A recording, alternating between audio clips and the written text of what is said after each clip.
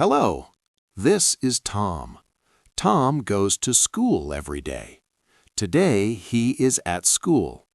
The school is big. It has many classrooms. Tom walks to his classroom. He feels happy. Tom sits at his desk. His teacher is in the room. She smiles and says, "Good morning." The students say, "Good morning." Tom opens his book. He listens to the teacher. He likes to learn.